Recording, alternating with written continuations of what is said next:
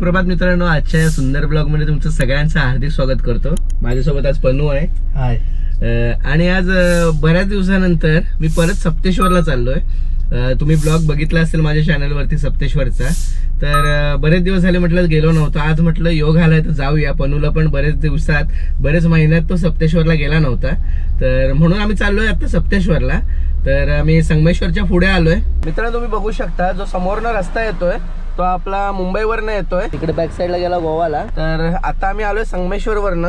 आता तुम्हाला मी दाखवतो की कसं जायचं आहे। हा मुळे स्टॉप आहे, मुळे डॉक्टरांचं इथं हॉस्पिटल आहे। आपल्याला जो हा उजवीकडे रस्ता आहे ना, तर तिकडे जायचं आहे।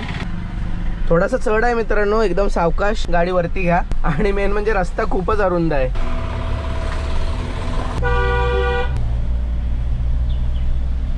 खूप चढणीचा रस्ता आहे, त्याच्यामुळे जरा गाडी सावकाशच चालवा। आणि दुसरी गाडी जर समोरनं आली तर त्यासाठी तुमचं ड्रायव्हिंग स्किल नक्कीच पाहायला लागेल। आपण आता देवरुखवरनं साधारणतः 18 किलोमीटर प्रवास करून संगमेश्वरला आलो। त्यानंतर मला वाटतं संगमेश्वर पासून साधारणतः 4 किलोमीटर 3 किलोमीटर असेल आय थिंक। तर संगमेश्वर पासून 3 किलोमीटरवर राईटला एक फाटा लागतो, जो की मी तुम्हाला आता दाखवला। आणि तिथून तुम्हाला वरती व्हायचं आहे सप्तेश्वरसाठी। याच बाजूला थोडं तुम्ही वरती आला तर इथे बोर्ड दिसेल बघा तुम्हाला, औद्योगिक प्रशिक्षण संस्था संगमेश्वर। तर म्हणजे ITI, तर ITIचं कॉलेज आहे इथे वरती।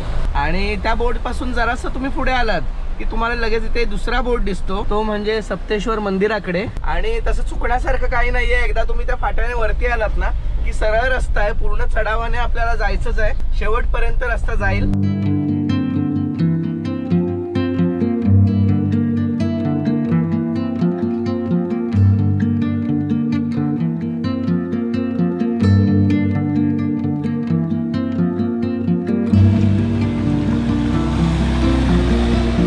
मित्रांनो थोडं पुढे आलात की लावगणवाडी सप्तेश्वर मंदिराकडे असा एक बोर्ड आहे बघा इथे। तर पावसात हे जे ठिकाण आहे ना, हे छोट्या तुमच्या सहलीसाठी आहे ना, म्हणजे अगदी हाबडे जरी तुम्ही म्हटलात की आपण ह्या लोकेशनवर यायचंय तर तुम्ही येऊ शकता, कारण खूप निसर्गरम्य अशा प्रदेशामध्ये हे मंदिर आहे। तुम्हाला आता मी दाखवतो लोकेशन। तुम्ही मागचा ब्लॉग बघितला नसेल तर तो सुद्धा त्याची लिंक मी डिस्क्रिप्शन मध्ये टाकतो, म्हणजे तुम्हाला तो पण बघता येईल। पण त्या दिवसापेक्षा आजचा व्लॉग आणखीन चांगला होईल असं मला वाटतंय। तेव्हा तुम्ही 4 व्हीलर घेऊन याल ना या बाजूला, तर थोडं सांभाळून, कारण झाडांच्या फांद्या वगैरे भरपूर रस्त्यावर आलेले आहेत।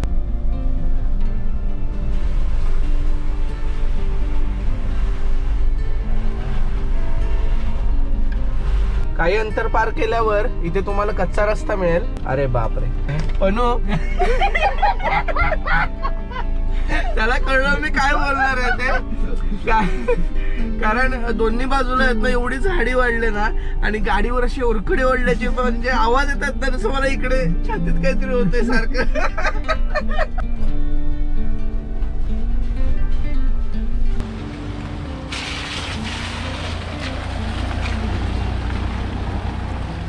मित्रांनो माकड बसलंय बघा इथे।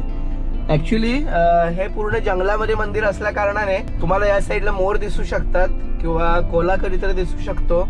माकडं तर भरपूर आहेत, हे बघा अशा फांद्या आहेत ना, सगळ्या वाट्यात आल्यात आणि त्या गाडीला सगळ्या घासतात। आता आपण पोहोचत आलोय, 1 मिनिटात लगेच पोहोचणार आहोत। पन्नू, मागच्या वेळेला आम्ही आलो होतो ना, अरे केवढा मोठा अजगर होता माहितीये, रस्त्यावरनं क्रॉस करत होता। अरे मागच्या त्या पॉइंटला जिथं डांबरी रस्ता आहे ना तिथे, आणि तो बराच वेळ जायच नाही रे, एकदम आधी अजगराचा तुला वेग माहितीये, एकदम सावकाश सावकाश जात असतो। मित्रांनो फायनली आपण पोहोचलोय, तुम्ही बघू शकता हा रस्ता आहे जिकडनं आता आपण आलोय संगमेश्वर वरनं। इथे आपला मोगली आहे आणि या बाजूला आहे सप्तेश्वर मंदिर। आपल्याला इथून आता खाली जायचं आहे, तिकडे गाडी लावली आणि त्या साईडने एक वाट आहे, पण मी एक तुम्हाला वेगळा एक्सपिरियन्स म्हणून या बाजून घेऊन आलोय। इथे मस्तपैकी पाणी वाहतंय आणि आपण इथून असं जाऊन आहे ना, या गेटने आपण आत जाणार आहोत। बघा मित्रांनो की हल्ली अद्यावत जी मंदिरं बांधली आहेत तिथे पाय धुण्यासाठी व्यवस्था केलेली असते, की वाहतं पाणी नॅचरल नसतं, त्यामुळे कृत्रिमरित्या तिथे केलेलं असतं। पण इथे तुम्ही बघू शकता, तुमचे पाय आपोआप धुवून तुम्ही इथनं चालत जाऊन मंदिरामध्ये प्रवेश करू शकता। जाऊया ना, चला। एक वेगळाच एक्सपिरियन्स आहे बघा मित्रांनो, पाणी एवढं क्लिअर आहे ना, वा वा वा वा, थंड थंड पाणी आहे बघा एकदम। अरे वा, मासे पण आहेत पाण्यात।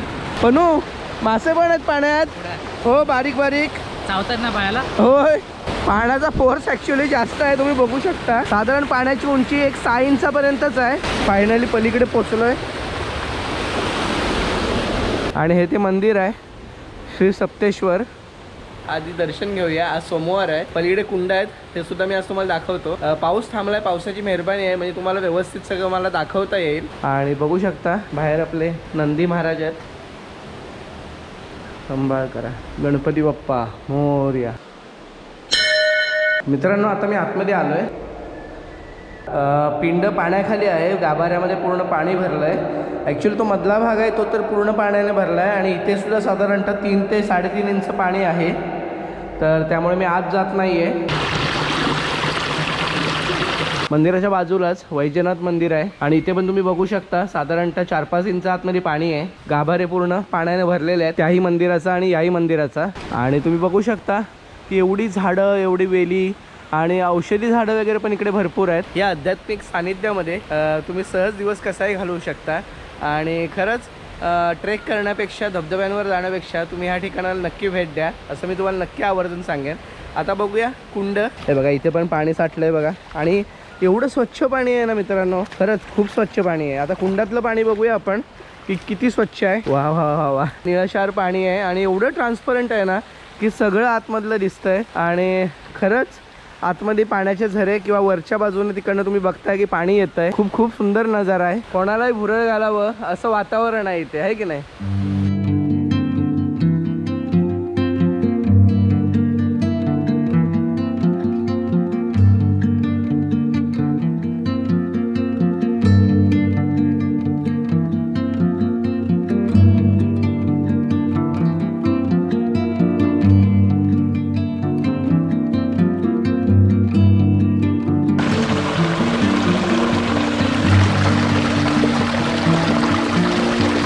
मित्रांनो तुम्ही मोठ्या मोठ्या मॉलमध्ये जाता आणि तिथे एक प्रकार असतो हल्ली बऱ्याच ठिकाणी सुरू झाला. मी कोल्हापूरला DYP मॉलमध्ये पण पाहिला आहे. तर फिश स्पा असा काहीतरी तो प्रकार आहे. म्हणजे त्यांनी जे पॉन्ड तयार केलेला असतो त्याच्यामध्ये पाय बुडवून बसायचं आणि ते मासे आहेत ते बारीक बारीक चावे घेत असतात, पाय आपले स्वच्छ करत असतात. तर हे पैसे देऊन तिकडे विकत घेण्यापेक्षा ना तुम्हाला मी एक गंमत दाखवतो आणि ती तुम्हाला इथे फुकट निसर्गाच्या सानिध्यामध्ये मिळते, हे लक्षात असू द्या.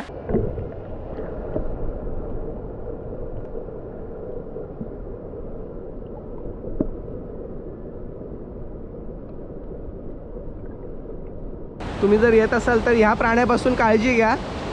हे कसरुंड आहेत आणि हे लागले ना तर तुम्हाला सगळं आठवेल.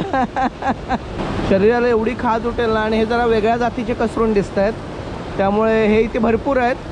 तर ह्यांच्यापासून जरा सांभाळून राहा. तर फायनली आता आम्ही निघालोय सप्तेश्वरवरनं. ड्रोन शॉट घेण्याचा मी खूप प्रयत्न केला कारण झाडी एवढी होती ना त्याचे सेन्सर्स लगेच टू टू टू टू आवाज करायला लागले होते.